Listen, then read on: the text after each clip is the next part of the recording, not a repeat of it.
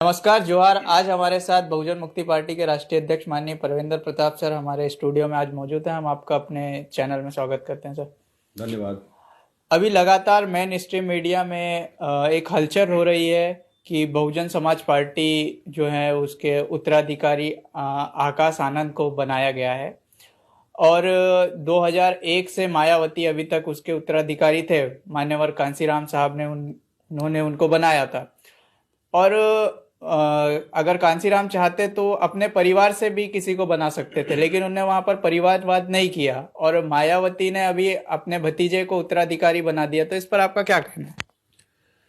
देखिए, जिसको आकाश आनंद को जो भतीजे हैं उनके उसको बनाया गया, जिसका कोई भी किसी प्रकार का रोल पार्टी संगठन को खड़ा करने में या कार्यकर्ताओं को तैयार करने में किसी प्रकार का कोई रोल नहीं है, तो ये पतन का कारण है। एक तरीके से पतन तो वैसे भी हो चुका है और आखिरी है ये, क्योंकि वो ऐसा जो प्रचार में सुनने को मिल रहा है कि वो लंदन से एमबीए करके आया और वहां से ये किया।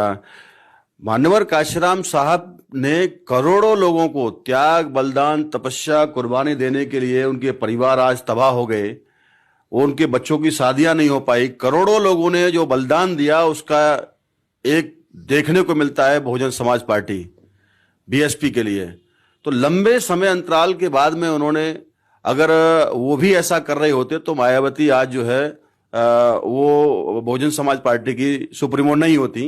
अगर उन्होंने भी परिवार के बारे में सोचा होता तो उनके परिवार का ही कोई आदमी आता, ये बात सही है। लेकिन उन्होंने समाज के अंदर में नेतृत्व निर्माण करने का काम किया, तो ये बहुजन समाज के साथ में एक बहुत बड़ी धोखेबाजी है और समाज में इस बात को लेकर के बहुत बड़ा गुस्सा है। ये कोई खानदानी प्रॉपर्टी नहीं है बहन मायावती जी की, जो कि अपने परिवार, अपने भतीजों के और भाइयों के लिए कर देंगी। ये समाज की प्रॉपर्टी है। करोड़ों लोगों का खून पसीना लगा है इसके अंदर में और वो सारे लोग तय करेंगे। ये अकेले के कहने से नहीं होने वाला है किसी भी कीमत पर। तो ये धोखेबाजी है बहुत बड़े पैमाने पर। बहुजन समाज के साथ में धोखेबाजी है। 85% समाज ने जब साथ दिया, मान्यवर साहब ने जब जगाने का काम किया, बहुजन नायक साहब कांशीराम जी ने, तब हर बैकवर्ड क्लासेस के लोगों ने, पटेलों ने भी साथ दिया और यादवों ने भी साथ दिया, पाल लोगों ने भी साथ दिया, निषादों ने भी साथ दिया, शेड्यूल कास्ट के तमाम वाल्मीकि भाइयों ने भी साथ दिया, कोरियों ने साथ दिया। हर एक वो बहुजन समाज का जो वंचित लोग थे उनके अंदर में लीडरशिप पैदा करने का काम कांशीराम साहब ने किया। और तब जब सारे लोगों ने साथ दिया, उसके बाद में वो पार्टी 10-11 साल के अंदर में राष्ट्रीय पार्टी बनाई गई। राष्ट्रीय पार्टी बनी कांशीराम साहब के सहयोग के बाद में। बहन मायावती जी को ये सारा कुछ विरासत में मिला है। मानते हैं उन्होंने संघर्ष किया, मगर उनका संघर्ष का नतीजा ये नहीं होगा कि भाई भतीजे के लिए हो। क्या बहुजन समाज पार्टी के अंदर में कोई भी लीडर नहीं है आज की तारीख में? किसी समाज से, किसी भी जाति से नहीं है जो बहुजन समाज पार्टी की बात करती हैं। उसमें से कोई समाज का कोई आदमी आज लीड करने वाला नहीं है। इसका मतलब ये लायक ही नहीं है। कांशीराम साहब ने तो लायक बनाया लोगों को, लेकिन आज बहुजन समाज पार्टी की जो सुप्रीमो है वो लायक नहीं है कि समाज के अंदर में लीडरशिप पैदा कर सके। इसका मतलब वो अपने ही परिवार को वो देना चाहती है विरासत, और ये कोई प्राइवेट प्रॉपर्टी नहीं है। इसके लिए समाज जो है इसका जवाब देगा आने वाले समय में और ये उनको भुगतना पड़ेगा। क्या लगता है, अभी वो युवा हैं तो क्या बीएसपी को एक नई दिशा मिल सकती है उनके नेतृत्व? बहुजन समाज पार्टी में सारे लोग बुढ़े तो नहीं है ना। मायावती बुढ़ापे की ओर है, ये बात माना जा सकता है, मगर क्या बहुजन समाज पार्टी में एक भी आदमी युवा नहीं है उत्तराधिकारी बनाने के लिए? और भी तो है ना। नहीं है, बल्कि 14 का चुनाव हारने के बाद में उन्होंने तो यहां तक कहा कि मुझे किसी भी बिरादरी, मुसलमानों ने साथ नहीं दिया, मुझे फला जाति के लोगों ने साथ नहीं दिया, मुझे ढिका जाति के लोगों ने साथ नहीं दिया, मुझे गर्व है मेरे जाट वीरों के ऊपर जो चट्टान की तरह मेरे साथ में खड़े रहे। ये तो सार्वजनिक बयान है उनका। तो केवल एक बिरादरी के, एक जाति के लोगों से वो पार्टी राष्ट्रीय स्तर की पार्टी बन जाएगी? अपनी जमानत नहीं बचा पा रहे ये लोग अभी।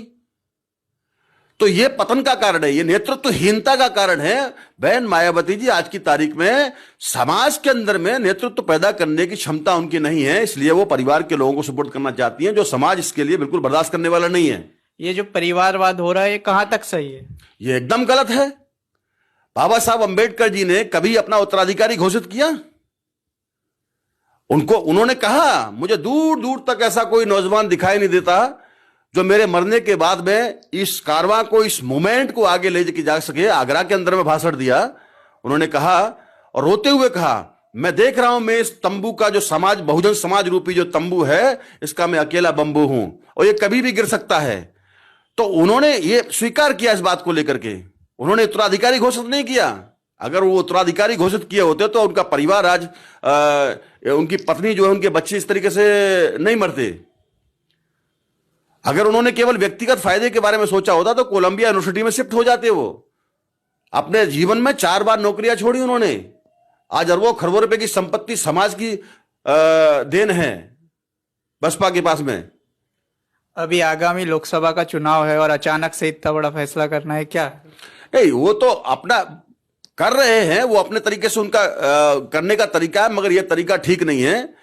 24 के चुनाव को लेकर के कर रहे होंगे, लेकिन वो मुझे लगता नहीं है कि इस तरीके से जो है उनका इसका फायदा मिलेगा, क्योंकि एकदम से नहीं होने वाला है। क्या कोई दूसरे उसके लिए कितने पोस्टर लगाए, जिस आकाश आनंद को अभी उत्तराधिकारी घोषित कर रहे हैं, पार्टी के लिए उन्होंने कितने जाकर के पोस्टर लगाने काम किया, कितने वॉल लाइटिंग किया, कितने संघर्ष किए, कितने डंडे खाए पुलिस के? कोई किया? ऐसा कोई क्वालिटी है? क्या एबिलिटी है? केवल परिवार का भतीजा यही उसके लिए माध्यम क्या है? कोई दूसरा नेता नहीं मिला पार्टी को? वही तो मेरा भी यही सवाल है। मेरा भी ये कहना है कि बहुजन समाज पार्टी के अंदर में एक भी लायक व्यक्ति नहीं है परिवार को छोड़ करके। अभी सांसद दानिश अली को पार्टी से निकाल दिया, इस पर आपका क्या कहना है? ये तो मुझे स्पष्ट तौर पर ये लग रहा है कि बहुजन समाज पार्टी और आपका भारतीय जनता पार्टी, ये दोनों लोगों ने मिली भगत करके जो है उनका अपमान करवाने का काम किया। जिस तरीके से सदन के अंदर में शर्मसार किया गया, वो गाली मैं बोल नहीं सकता। जिस तरीके से गाली सारे लोगों ने, दुनिया के लोगों ने सुनी सदन के अंदर में, न जाने क्या क्या कहा, और अपमानित करवाने के बाद में उनको पार्टी से बाहर निकाला गया, पार्टी विरोधी गतिविधियां कह करके। तो मुसलमान साथ कैसे देंगे फिर? ये तो दानिश अली एक चुने हुए प्रतिनिधि थे, और वो भी अकेले बसपा के समर्थन से नहीं बल्कि समाजवादी पार्टी के समर्थन से, दोनों के गठबंधन के माध्यम से चुने हुए व्यक्ति थे वो। और उनको जो है सस्पेंड किया, पार्टी से निकाला गया। केवल दानिश अली अकेले नहीं है, ऐसा न जाने कितने दानिश अलियों को उन्होंने पार्टी को किनारा करने का काम किया। तो ये जो है वो बहुजन समाज के विरोध में है, और ब्राह्मणवादी व्यवस्था को मजबूत करने के लिए कहीं ना कहीं बीजेपी से मिली भगत करके ये समाज को दांव पर लगाने का काम कर रही है, जो बिल्कुल समाज इसको बर्दाश्त नहीं करेगा। आने वाले समय में अभी भुगत रहे हैं और आगे भी भुगतना पड़ सकेगा इन लोगों को। जिस समाज के लिए कांसीराम साहब ने अपना घर छोड़ा और अभी उसी समाज के साथ ऐसा हो रहा है, तो ये क्या मैसेज जाएगा सर? एकदम गलत मैसेज जाएगा। इसका बहुत गलत मैसेज जा रहा है, और लोग समझ रहे हैं इन बातों को। ये केवल निजी संपत्ति को बचाने के लिए ऐसा कर रही हैं, और बहुजन समाज पार्टी को बनाने का काम बामसेप के लोगों ने किया। बामसेप की प्रेरणा से बनाई गई, तो बामसेप के लोग आने वाले समय में इसको लीड करेंगे, चलाएंगे। बामसेप से जन्म हुआ ना। मान्यवर काशीराम साहब बामसेप के नेशनल प्रेसिडेंट हुआ करते थे। बामसेप से हटके उन्होंने पार्टी का निर्माण किया। बहन मायावती जी को बामसेप की फुल फॉर्म पूछे कोई जाकर के, क्या है? बामसेप की बीवी पता नहीं है उनको। कितने कैडर अटेंड किए बहन मायावती जी ने बामसेप के, कितनी मीटिंगें ली उन्होंने। वो तो कर्मचारी अधिकारियों ने सारा इकट्ठा करके जो है पार्टी को मजबूत करने का काम किया, और जिनको लायक बनाने का काम किया उन्होंने पार्टी के लिए क्या योगदान दिया? अभी 0 पे खड़ा कर दिया। जो हाथी कल तक जो है बच्चे पैदा करता था सांसद विधायक के रूप में, वो हाथी अभी अंडे दे रहा है। 0 सांसद चुन के आ रहे हैं। ये सारा देख रहे, सब समाज दुनिया देख रही है इस बात को। जो 31% वोट परसेंटेज कभी किसी समय हुआ करता था, आज वो 3, 4, 5 पे अटका हुआ है। अभी देखिए 4 राज्यों का क्या हालत है। राजस्थान में माइनस, मध्य प्रदेश में माइनस, छत्तीसगढ़ में माइनस, पूरे ऑल इंडिया में माइनस 10-11% वोट शेयर रह गया है। अभी मेरा नहीं, चुनाव आयोग से नोटिस मिला हुआ है। चुनाव आयोग से इस बात का नोटिस मिला हुआ है कि किस आधार पर आपको राष्ट्रीय पार्टी बना के रखा जाए। आज नहीं तो कल समाप्त होने की स्थिति में है, और यह केवल परिवारवाद की वजह से। ईवीएम के विरोध में एक बार उन्होंने स्टैंड लिया, 2017 का चुनाव हारने के बाद में उन्होंने स्टैंड लिया कि बीजेपी ने लोकतंत्र की हत्या किया है। 11 मार्च को जब रिजल्ट आया और हर महीने की 11 तारीख को इस लोकतंत्र को बचाने के लिए, ये जो आज का दिन काला दिवस है, इसको हम लोग हर महीने की 11 तारीख को हम इसका लोगों को याद भुला नहीं पाएंगे। याद दिलाने के लिए हम लोग बीएसपी कार्यक्रम करेगी, धरना प्रदर्शन करेगी, ये करेगी।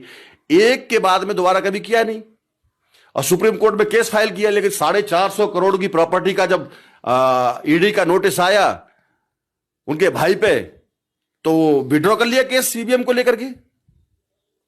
ये सारा मामला देख रहे हैं अभी। सर मेरा एक लास्ट सवाल है, ये जो अभी फैसला आया अचानक से, तो क्या लगता है ये मायावती ने ये फैसला किया है? अभी एकदम भाषण जो वो स्पीच दे रहे हैं उनका लहजा चेंज हो गया, क्या लगता है कि ये मायावती ने ये फैसला किया है कि उनके पीछे में जो ब्राह्मण बैठे हैं उन्होंने ये फैसला किया? ये भी हो सकता है, क्योंकि उनका तो अपना दिमाग चलता ही नहीं है। अगर चलता होता तो पार्टी की ये दुर्गति नहीं होती। उनके पीछे जो लॉबी काम कर रही है, उनको जो सारा स्पीच लिख करके देते हैं या जितने भी पर्दे के पीछे के जो फैसले होते हैं जो अमल में लाए जाते हैं, वो सारा उनको गवर्न करने वाला कोई और है। तो आपका ये सवाल हो सकता है, सही है। तो ये थे हमारे साथ परविंदर प्रताप सिंह, इनकी ये राय है। आप लोगों की क्या राय है कमेंट बॉक्स में बताएं।